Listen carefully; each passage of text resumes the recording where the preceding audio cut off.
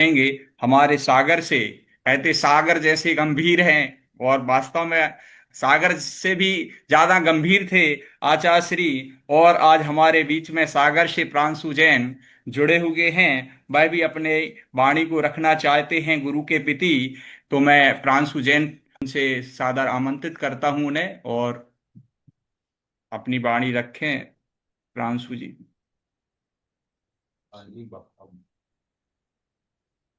प्रांशु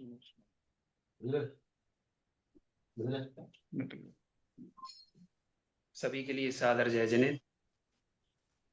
परम पूज्य आचार्य गुरुवर्षी विद्यासागर महाराज जी के जो द्वितीय समाधि समारोह आज हम सभी यहाँ पर मना रहे हैं, उसके लिए विनयांजलि जो हम सभी यहाँ पर दे रहे हैं, उसके क्रम में हम कुछ अपने भावों को रखना चाहते हैं।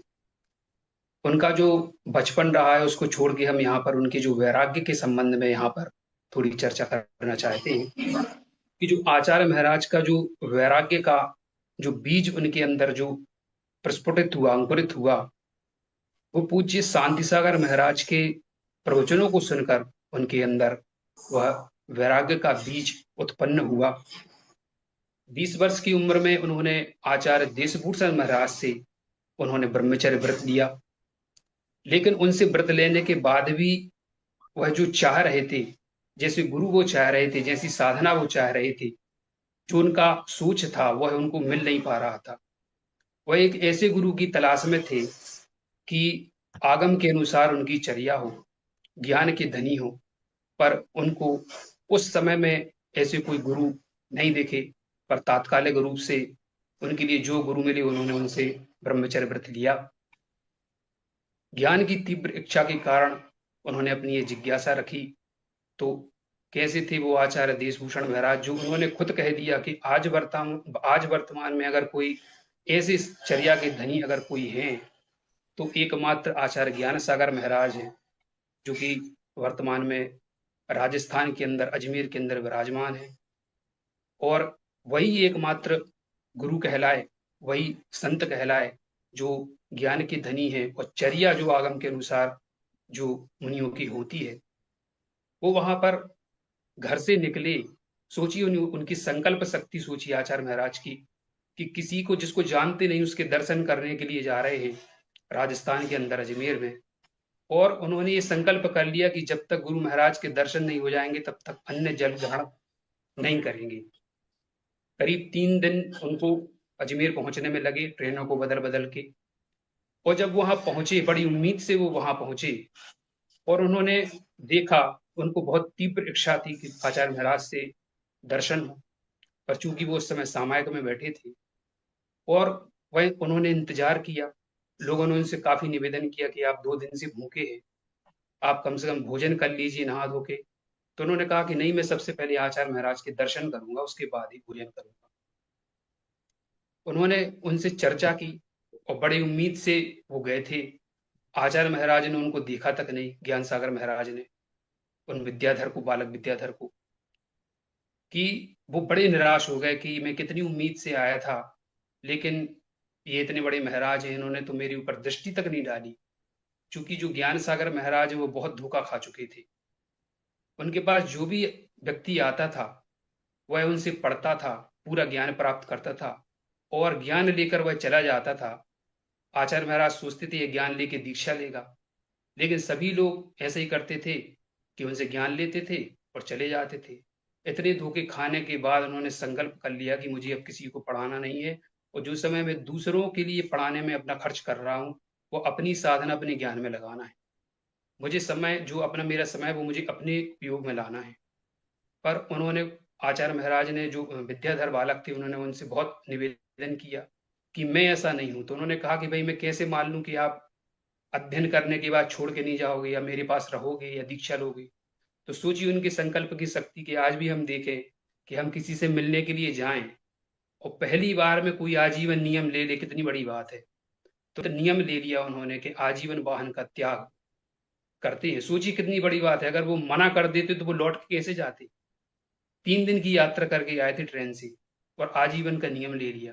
कितनी संकल्प शक्ति थी उनकी कि जो होगा देखा जाएगा, मतलब जिस मार्ग पर निकल गए मतलब निकल गए। विद्वान इतने थे, बुद्धि इतनी तेज थी उनकी कि बहुत ही कम समय में उन्होंने जो आध्यात्मिक जो गूढ़ रहस्य हैं, उनने उन सभी को सीख लिया उनके पास रह के। और हम देखते हैं कि उनके जो अंत समय था जब ज्ञान सागर महाराज का, तो उन्होंने आचार्य पद देकर उन्होंने समाधि मरण भी कराया। और उन्होंने पहले दीक्षा ले ली, उन्होंने 30 जून करीब 1968 को उन्होंने मुनि दीक्षा उन्होंने ली। और हम देखते हैं कि उन्होंने करीब 8 भाषाओं का उनको ज्ञान था, जो कि प्राकृत, अपभ्रंश, संस्कृत, हिंदी, अंग्रेजी आदि।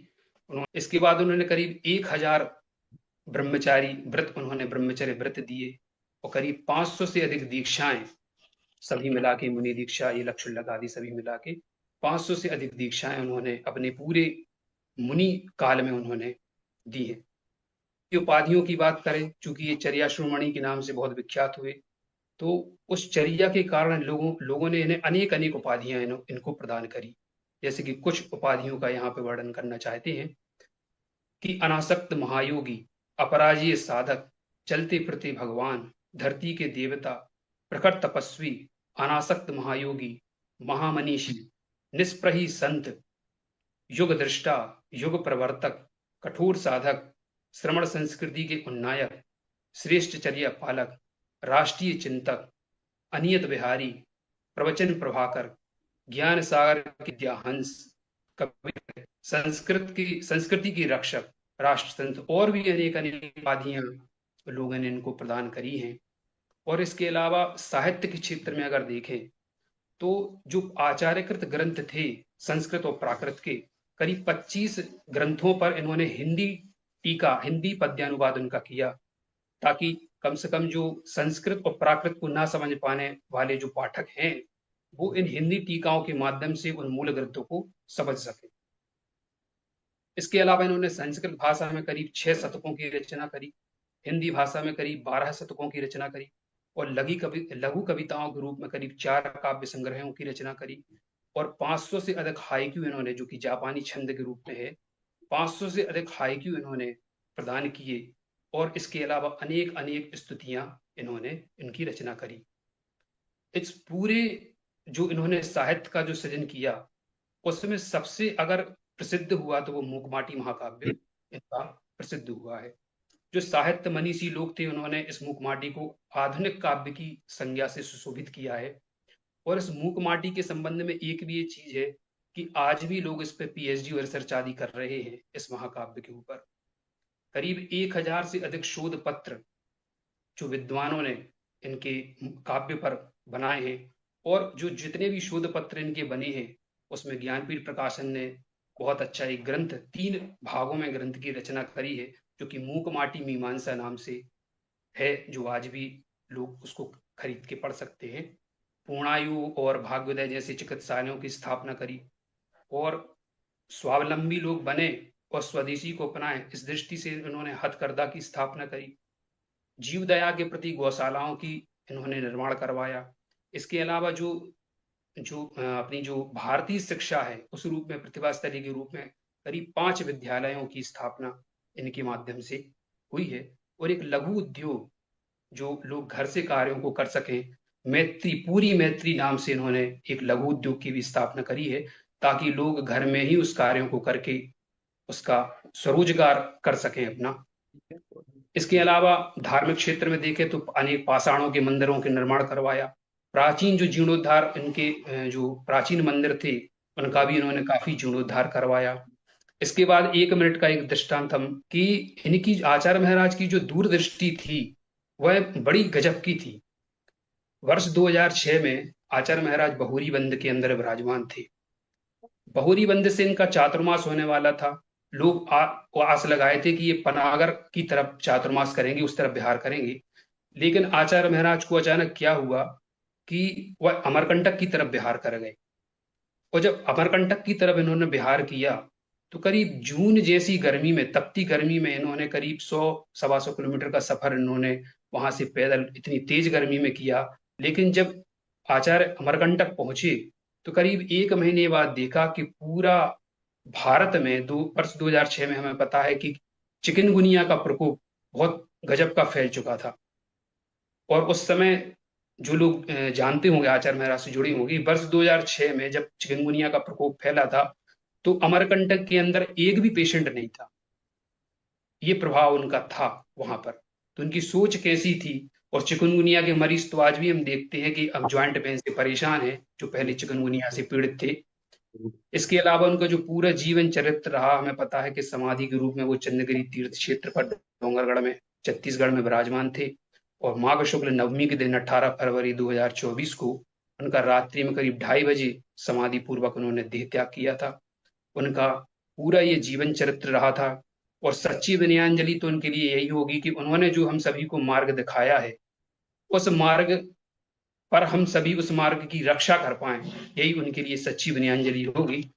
शरद बोलिए। पूर्णिमा की उजली सी रात में कोई आया है, हो के युवा तप को धारण कर चांद निशा में छाया है। आज उसी की शीतलता में आनंदित है जग सारा, जिससे ही बस फैल रहा जिन शासन का उजियारा। तुमसे चांद सितारों को भी और फिजाओं को है गुरूर, करके जग का हित मेरे गुरुवर, जग में रहते जग से दूर। विद्या सागर इस धरती पर कोई फरिश्ता काहे नूर, जिसने देखा तुमको गुरुवर उसको चैन मिला भरपूर। जिसने देखा तुमको गुरुवर उसको चैन मिला भरपूर। इसी शब्दों के साथ परम पूज्य आचार्य गुरुवर श्री विद्यासागर महाराज की जय। बहुत बहुत धन्यवाद प्रांशु जी। और मैं सभी से निवेदन करूंगा कि प्रांशु जी ने आचार्य श्री के जीवन पर बिल्कुल संक्षिप्त रूप में, गागर जैसे सागर जैसे रहता ना, छोटी शब्दों में भी बहुत बड़ी बात कह दी है। तो उनके लिए एक अनुमोदना, अपने स्थान पे बैठकर तालियां बजा देंगे कि मतलब इन कब शब्दों में इतनी गंभीर बातों को उन्होंने कहा। तो मैं इसके लिए आपको बार बार धन्यवाद कहना चाहता हूं।